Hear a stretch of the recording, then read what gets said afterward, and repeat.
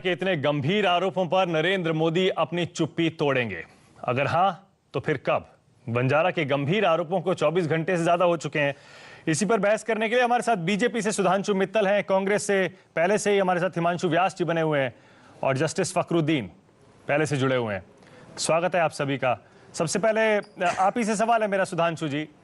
नरेंद्र मोदी जी अक्सर हर मुद्दे पर खुलकर बोलते हैं, लोगों से, विपक्ष से, खास तौर से प्रधानमंत्री से, सोनिया गांधी से हर छोटे छोटे सवाल पर जवाब मांगते हैं, लेकिन ये तो सीधे सीधे मोदी पर आरोप है। फिर भी अभी तक कोई जवाब नहीं आया। सुधांशु जी।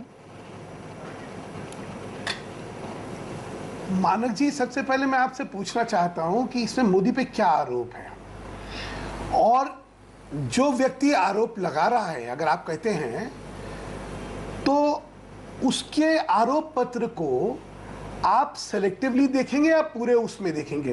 पहले ये चीजें कहिए, फिर मैं आपको एक एक चीज का जवाब देने को आगे चलता हूं। अच्छा, नहीं, एक सेकंड, मैं मोटे मोटे आरोप आपको बता देता हूं। मोटे मोटे आरोप बता देता हूं, सेलेक्टिवली नहीं उठा रहे हैं हम, सारी बड़ी बड़ी बातें उठा रहे हैं उसमें से। जो कहा गया है सब हमने दिखाया। मैं फिर से मोटे मोटे आरोप आपको बता देता हूं। गुजरात सरकार नपुंसक है, कायर है, अपने 33 जांबाज अफसरों को उसने अपने पॉलिटिकल फायदे के लिए जेल में डाल दिया है। नरेंद्र मोदी की नाक कान आंख अमित शाह बन गए हैं। अमित शाह प्रॉक्सी तौर पर सरकार चलाते हैं, अपना सियासी फायदा उठाया पूरा का पूरा इन एनकाउंटर के जरिए मोदी सरकार ने। और हमने वही किया जो हमसे हमारे राजनीतिक आकाओं ने कहा, राज्य सरकार ने किया। राज्य सरकार की जो नीति थी वही हमने किया। यानी सीधे सीधे एनकाउंटर की पूरी जिम्मेदारी, अगर वो फर्जी है बाद में तय हो जाएगा, राज्य सरकार की है। अब पहले मानक जी चालू करते हैं। मैं कुछ पढ़ के सुनाता हूं उनकी चिट्ठी का। वो कहते हैं, To the best of my knowledge, nowhere in any part of the country such a big number of police officers were arrested and continuously kept in jail for such a long period except in Gujarat. The most notable part of the whole episode is that in spite of the fact that they have been are loyal soldiers of this government who fought incessant war against Pakistan-inspired terrorism with complete honesty, integrity and sincerity without falling prey to any of the mundane temptations. क्या कहना चाह रहे हैं आप? ठीक है, ये पृष्ठभूमि है इस चिट्ठी की। हाँ, अगर एक ईमानदार आदमी जो कि आतंकवाद के खिलाफ ईमानदारी से लड़ाई लड़ता है, सारी टेम्पटेशंस को छोड़ता है, और उस आदमी को 6 साल जेल में रखा जाता है, तो उसमें निराशा, कुंठा और आक्रोश होना स्वाभाविक है। तो या तो आप कहिए कि ये जो ये कह रहे हैं वो बिल्कुल सत्य कह रहे हैं, वो एक बिल्कुल ही निर्दोष व्यक्ति थे जिनको झूठा फंसाया गया है। तब उसका जो आगे कहा गया है उसका परिप्रेक्ष्य में बतलाऊंगा। वो क्या कहते हैं? वो कहते हैं एक सरकार की जो नीति थी, जो भी उस सरकार की नीति थी, हमने उस नीति को फॉलो करा। उन्होंने क्या करा? ईमानदारी से पाकिस्तान इंस्पायर्ड टेररिज्म। नहीं, ठीक है, ठीक है, ठीक है। सुधांशु जी, सुधांशु जी, देखिए, सुधांशु जी बहुत साफ है, बहुत साफ है। डीजी वंजारा और बाकी पुलिस अफसरों ने सही लीगल काम किया, कानूनी काम किया या गैर कानूनी काम किया, ये अदालत तय कर देगी। लेकिन आप जो कह रहे हैं, उन्होंने बहुत जांबाजी से काम किया, या तो उनको ईमानदार मान लिया जाए। हाँ, आप पूरा कर लीजिए जल्दी से। अरे भाई, मेरी बात तो, हाँ, जल्दी जल्दी जल्दी से। वो ये कहते हैं, सुनिए एक मिनट, वो ये कहते हैं कि मैंने वही काम करा जो सरकार की नीति थी। मुझे एक सरकार बता दीजिए जिसकी नीति ये रहती है कि आतंकवाद को लड़ाई दबंगी से न लड़ी जाए। कोई सरकार है जो ये कहती है कि आतंकवाद को नहीं लड़ना चाहिए? और अगर उन्होंने ईमानदारी से आतंकवाद की लड़ाई लड़ी तो उन्होंने वही करा जो एक सरकार की नीति होगी। ठीक है, ठीक है, ठीक है, ठीक है, ठीक है, ये तो बताइए। ठीक है सुधांशु जी, आपका पॉइंट मान लेता हूं मैं, मैं आपका ये वाला पॉइंट मान लेता हूं। कहीं भी अपनी चिट्ठी में वंजारा साहब ने ये नहीं कहा है कि एनकाउंटर गलत था, कहीं भी ये नहीं कहा एनकाउंटर गलत था। लेकिन हिमांशु व्यास जी आप बताइए, तो डीजी वंजारा ने जो आरोप लगाए हैं, ये तो ठीक है, उन्होंने नहीं कहा एनकाउंटर गलत था, लेकिन ये तो कहा कि उस एनकाउंटर का सियासी फायदा उठाया मोदी साहब ने। ये भी कहा कि अपने नेता अमित शाह को बचाने के लिए वकीलों की फौज खड़ी कर दी। लेकिन हम 35 अफसरों को जानबूझकर जेल में रखा ताकि सियासी फायदा उठा सके और अपनी खाल बचा सके। हिमांशु व्यास जी। सुधांशु मित्तल जी ने अभी जो बात कही, वो खुद ही अपनी बात को कॉन्ट्राडिक्ट कर रहे हैं, इसलिए कि उन्हीं की सरकार ने सुप्रीम कोर्ट में कहा है कि ये फर्जी एनकाउंटर थे। अगर उन्होंने जाबाजी की, ऑनेस्टी से काम किया, ये सब किया, तो गुजरात सरकार को सुप्रीम कोर्ट में कहने की क्यों जरूरत पड़ी कि ये फर्जी एनकाउंटर थे? और उसीलिए सुप्रीम कोर्ट ने एसआईटी बिठा के, सीबीआई को लाके इनको अंदर किया है। नंबर 2, उन्होंने अपने लेटर में, वंजारा ने बहुत क्लियरली लिखा है कि we have implemented, in government का जो काम था उनको हमने इंप्लीमेंट किया है। इसमें गवर्नमेंट ने हमको इंस्पायर किया है, हमको करेज दिया है और क्लोज क्वार्टर से हमको वॉच भी किया है। यानी अभी रिसेंटली उनके जो तहलका के अंदर उनके जो phone conversation between Amit Shah, farmer home minister, and उनके जो अधिकारी के बीच में आया है, वो दिखाता है कि इनकी कॉन्स्पिरेसी थी। और ये सब बातें अगर वंजारा कहना चाहते हैं तो उसमें गलत नहीं है। किसी का आत्मा कभी जाग उठता है, उसने अपने किए का पछतावा हो सकता है।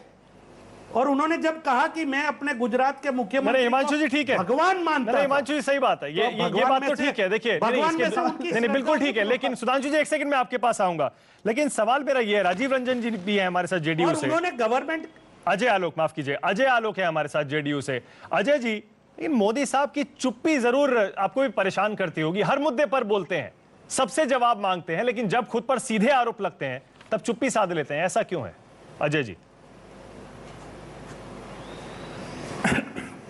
देखिए, मोदी जी की चुप्पी पे तो मैं नहीं जानता, कोई टिप्पणी भी नहीं करना चाहता हूं, लेकिन ये जो आरोप लगे हैं ये बेहद गंभीर किस्म के आरोप हैं, क्योंकि इस आरोप का सीधा संबंध ये हो जाता है कि एक स्टेट स्पॉन्सर्ड मैकेनिज्म और एक प्रदेश द्वारा संवादित और अपने आईपीएस अधिकारियों और 32 अन्य पुलिस अधिकारियों को ये कहना कि नरेंद्र मोदी जी के संरक्षण में और माननीय सरकार के संरक्षण में हमने ये काम किया, ये एक बड़ा भारी जघन्य अपराध है। और ऐसे अपराधों पर 7 साल से बैठे हुए वो जेल में, और आज जब वो उन्होंने बोला है तो उस पर अगर कोई ये कह रहा है कि उन्होंने चुप्पी साधी या कोई उसको डिफेंड करने की कोशिश कर रहा है, तो ये बहुत हास्यास्पद है। और देश एक बड़ा विकराल स्थिति में है, क्योंकि आप ऐसे निरंकुश आदमी के हाथ में बात कर रहे हैं, एक ऐसे निरंकुश आदमी जो अपने खुद जज बन जाता है, खुद वकील है और खुद सजा भी मुकर्रर कर देता है, और बाद में जल्लाद को छोड़ भी दिया जाता है। आज जब जल्लाद चिल्ला रहा है कि मेरी क्या गलती थी, तो उस पर सब कोई चिल्ला रहे हैं।